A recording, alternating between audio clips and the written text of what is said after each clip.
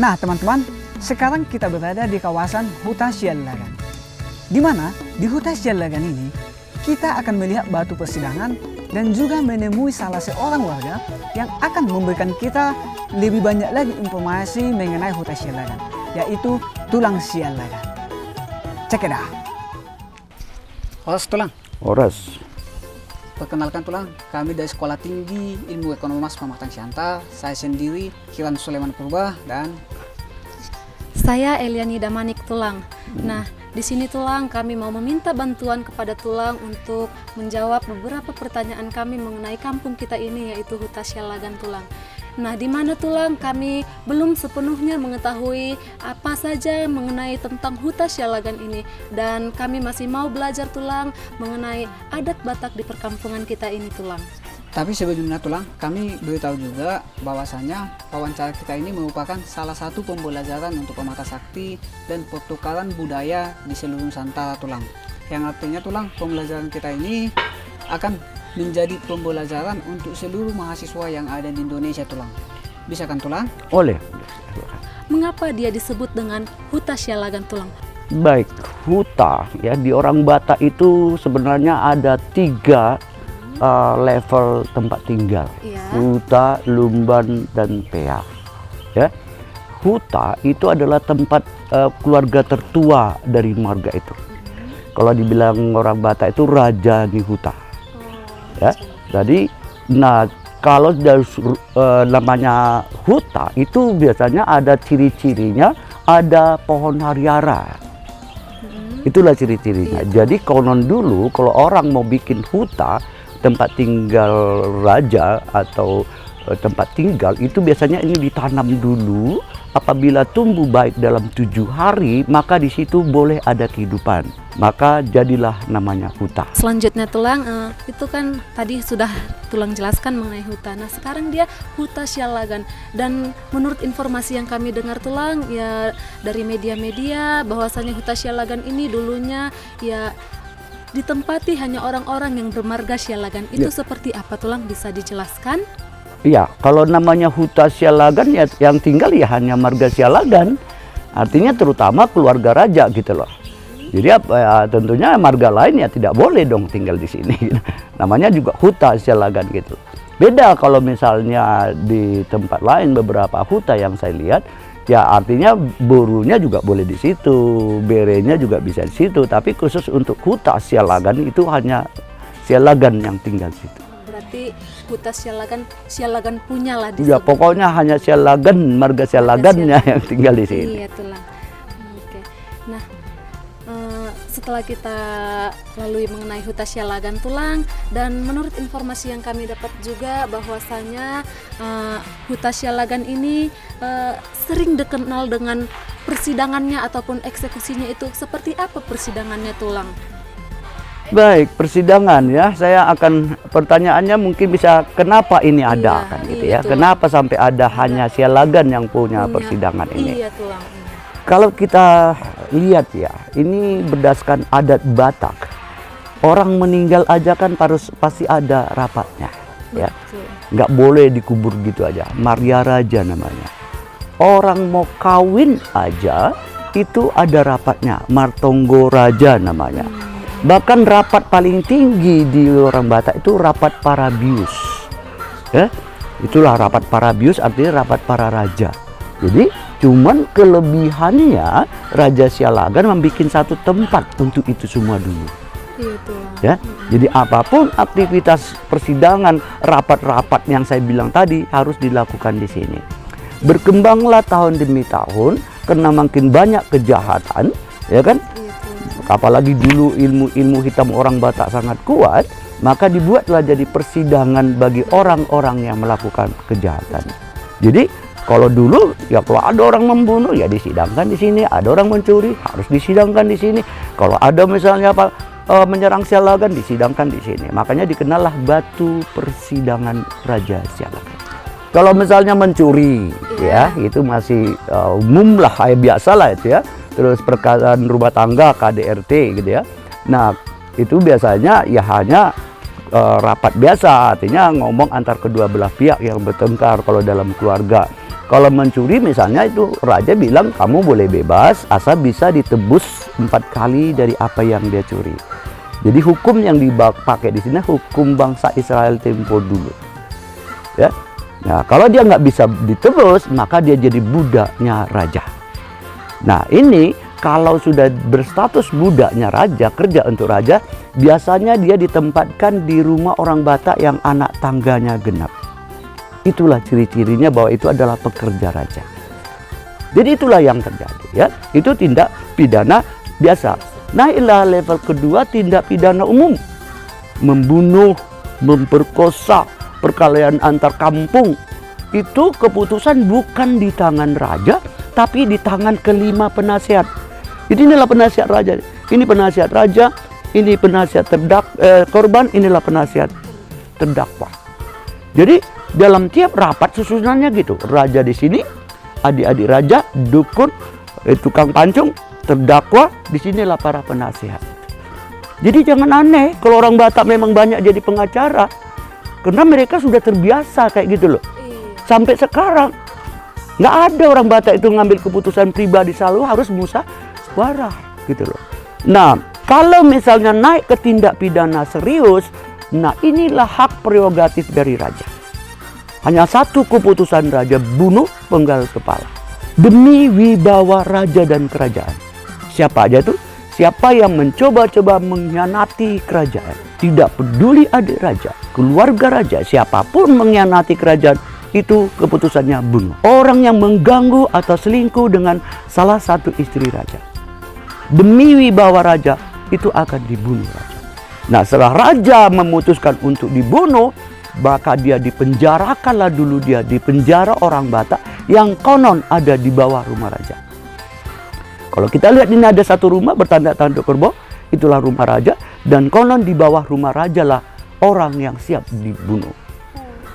Maka muncullah satu legenda, sebagaimana kita tahu di bawah rumah biasanya binatang.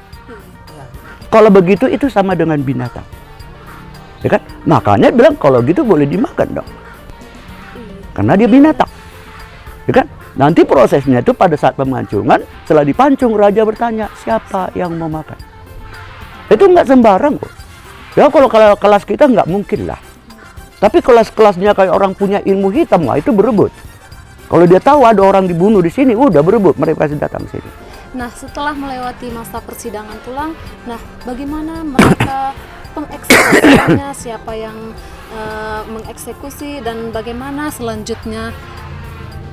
Iya, itu ada eksekutornya lah tentunya. Ya, yang duduk di bangku besar itulah para eksekutornya. Ya, itu juga orang-orang udah pilihan lah. Ya, karena kalau dia sampai salah juga dia akan dihukum raja. Nanti kalau sebaiknya, kalau saya mau ceritakan prosesi eksekusi, sebaiknya kita bercerita di tempat batu kursi satu lagi di balik sana. Itu ada satu tempat lagi namanya batu kursi eksekusi. Jadi kalau di sini hanya bersidang, pemenggalan kepala akan dilakukan di batu kursi satu lagi namanya batu kursi pemenggalan. Nah, gini tulang, tadi saya dengar ada 4 bius di sini. Nah, apakah keempat bius itu hanya mengeksekusi yang bermarga Sialagan aja atau dari enggak, yang 4 bius itu 4 marga loh. 4 marga. Ya. Marga Ambarita, Desa Ambarita, Sialagan, Tomok sama Garuga. Cuman di Garuga lebih banyak marga Rumah Rebo. Si Tomok, si Dabutar. Kalau Ambarita, Sialagan itu loh. Jadi itu 4 bius. Jadi artinya yang berlaku persidangan di sini ya yang terjadi di bius Sialagan gitu loh. Kalau misalnya ada desa lain, katakan dari pulau lain, bisa pulau Sumatera yang orang ke sini, ya nggak tahu marga apa itu, kita nggak tahu, gitu loh. Tapi demi wibawa kerajaan itu dibunuh, gitu. Nggak peduli. Bahwa adiknya, misalnya si Dabutar mau serang kita, ya nggak mungkin kan, karena itu kan abang adik kami gitu kan, satu bius kami, gitu loh. Nggak mungkin yang menyerang, gitu loh. Kecuali misalnya ada satu bius diserang, ya yang 4 bius lagi, 3 bius lagi kan pasti bergerak bersama-sama gitu loh.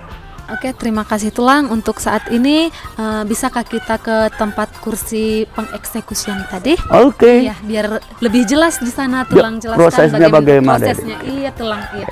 Oke, terima kasih Tulang. Setelah kita dari kursi persidangan, sekarang kita telah tiba di kursi pengeksekusian.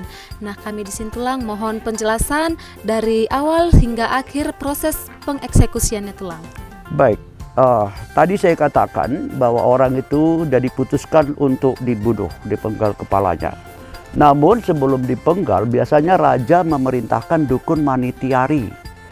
Ya, kalau orang Jawa punya primbon, ternyata orang Batak juga punya. Namanya manitiari. Jadi dulu orang kalau melakukan sesuatu hal-hal yang ritual, itu selalu manitiari. Kapan baik dilakukan? Jadi raja akan memerintahkan dukun manitiari untuk menentukan hari baik pemenggalan. Ya kan? Inilah yang digunakan dukun. Inilah kalender orang Batak. Ya? Terdiri dari 12 bulan, 1 bulan hanya ada 30 hari. Mereka tidak pakai angka, tapi semua simbol, ya kan? Dan hanya 2 arti simbol, hari baik atau tidak hari baik. Dan yang dipakai dukun lagi adalah buku sakti Batak namanya Pustahalaklak. Ya. Dia menggunakan huruf Batak ditulis pada kulit kayu. Aslinya ini konon panjangnya 2 meter lebih dan 30 cm lebarnya. Konon isinya ini ada 3 bagian. Pertama mengenai astronomi orang Batak. Dan kedua obat-obatan di tanah Batak. Dan yang ketiga bahasa-bahasa mantra ya Batak. Itu ternyata fungsi buku ini. Ya, inilah yang digunakan dukun menentukan hari baik pemenggalan. Nah, setelah diperoleh hari baik, dibawalah kemari. Lalu dia matanya ditutup dengan ulos menghindari kontak mata dan orang tidak ibah. Lalu ditidurkan di batu ini. Ini namanya batu penyiksaan. Ya, kenapa perlu disiksa? Kenapa perlu dipukuli dengan tongkat ini? Inilah yang namanya tunggal panaluan. Ya, dengan tongkat ini dukun akan memukuli tubuhnya, mengambil semua kekuatan magicnya.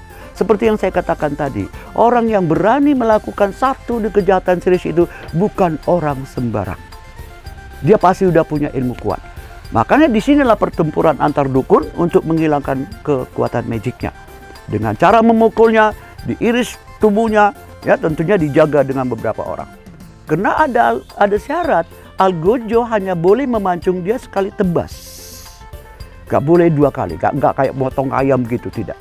Pokoknya sekali tebas harus putus. Ya, itu sebabnya dia harus disiksa, diyakinkan tidak melawan. Kalau dulu, kalau di negara Belanda, orang mau dipancungkan tangannya diikat gitu ya. Terus kepalanya diikat juga kan. Kalau karena kita nggak punya alat begitu, ya itulah salah satu caranya agar benar-benar dia sudah lemah dan pasrah. Barulah dipancung. Setelah yakin dia sudah tidak melawan, lalu dibawalah ke batu ini. Disinilah dia duduk, saya kasih contoh ya, begini contohnya. Horas langsung. Ya. Oke. Lalu siaplah Algojo dan raja memerintahkan pada semua orang untuk membilang horas 3 kali. Dalam arti bukan horas itu senang, tidak. Horas dalam itu support ke Algojo. Horas. Ya, bunuh, kayak begitulah kira-kira. Ya. Lalu konon diambillah darahnya sebagian dengan piring bata, namanya sapa. Darah dan kepala dibawa kemari dan badannya dibawa kembali ke sana. Dan konon dibelah. Diambillah jantung hatinya. Jantung hati inilah konon katanya dipotong kecil tipis dan disembahkan pada raja dan orang-orang berilmu. Mereka makan ini ritual, tidak pakai nasi ya. Jadi ritual. Makan mungkin hanya sebagai simbolik. Dimakan benar juga mungkin tidak. Cuman ini hanya apa ya? Sugesti orang itu biar jangan coba-coba ganggu kerajaan Selakan gitu loh. Ya. Dan mereka makan ini dengan satu tujuan, ilmu hitam. Gitu loh. Untuk ilmu hitam. Nah, sekarang badannya, tadi sudah saya bilang ini binatang. Ya kan? Ya kalau binatang bisa dimakan dong.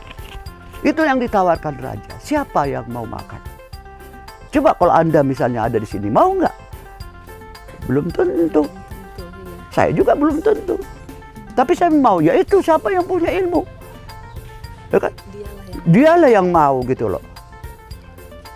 Dan ini sekarang persoalannya, kenapa raja bertanya siapa mau makan? Ya kan? Apa alasannya sebenarnya? Ternyata setelah saya teliti, tahu nggak sifat orang Batak itu kalau makan dulu tuh sadis sekali loh. Lupa mati, walaupun ngeri kan? Padahal itu kan cuma ucapan kan? Nggak mungkin dia lakukan. Orang Batak gitu, marah-marah selesai, besok udah nggak ada masalah gitu. Jadi janganlah lihat orang Batak tuh dari ucapannya, lihatlah dari hatinya. Boleh wajah kayak Gajah Mada, tapi hatinya harus kayak dangdutan. Gitu. Ya, coba orang Batak nyanyi, nangis terus, tapi gitu marah, kayak Gajah Mada marahnya gitu. Itulah orang Batak. Dia terbuka orangnya, fair. Nah setelah dipancung, kalau nggak ada yang makan dibuanglah ke dada. Nah sekarang kepala. Ternyata setelah saya analisa, saya teliti waktu dulu, tahu nggak waktu kita masuk nggak ada suara kan waktu masuk gerbang? Iya tulang. Yang di gerbang itu nggak Ada tulang. kita kena sopan masuknya.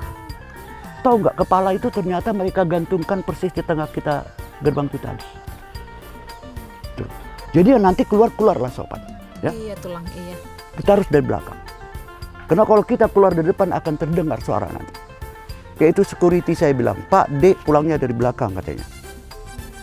Suara penjaga saya bukan kepala yang ngomong gitu. Iya tulang. Ya itulah legenda di sini. Ya kapan ini berakhir? Sekitar awal abad 19. Ya karena pada awal abad 19 berdatangan misionaris dan saat itulah raja bilang tidak boleh lagi ada hukum kanibal. Baik itulah mengenai cerita tempat ini. Kalau begitu tulang, ya kami mengucapkan banyak terima kasih kepada tulang dari awal hingga akhir dari penjelasan tulang, sangat bermanfaat. Terima kasih tulang. Sama-sama. Nah, di sini saya lihat ada kursi-kursi kosong, ada ukiran-ukiran patung.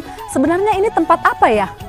Nah, sebenarnya tempat ini merupakan tempat untuk persidangan para raja-raja yang ada di Huta Sialagan atau yang ikut dalam sidang. Sehingga mereka membahas tentang hukuman apa yang cocok sepantasnya diberikan untuk tersangka. Itulah tujuan daripada tempat ini. Oke, terima kasih dari penjelasan yang Anda sebutkan. Di sini saya melihat ada kursi-kursi kosong dan ada juga kursi yang diisi oleh ukiran-ukiran ini dan ada juga yang di bawah. Itu melambangkan apa ya? Nah, jadi ini semua saya jelaskan kenapa itu kosong dan saya jelaskan siapa-siapa saja yang akan menempati. Nah, kalau dia di sebelah sana itu adalah tempat Raja Sialagan. Ya. Dan di sampingnya para adik ataupun istri dari Raja Sialagan. Dan sebelah sini merupakan itu adalah raja-raja lain yang ikut mengikuti persidangan. Dan yang paling belakang saya itu adalah tempat para dukun. Di mana dukun itu nanti berfungsi untuk melihat cuaca apakah cocok diadakan eksekusi nantinya pada saat tersangka dikatakan harus dipasung. Itu dia, dipasung dan dipenggal. Itulah susunan dari semua kursi-kursi yang ada di sini. Oke, terima kasih. Berarti hanya orang-orang yang bersangkutan yang ada di persidangan ini. Betul sekali. Oke. Dan mereka lah yang berhak menentukan hukuman apa yang sepantasnya. Gitu. Oke, terima kasih. Sama-sama. Oke teman-teman, demikian perjalanan kita di Huta Sialagan. Semoga informasi yang kita dapat hari ini dapat menambah wawasan kita mengenai budaya Batak. Nah, oke teman-teman sekalian, sekarang kita akan pergi menuju Sigali-gali. Check it out!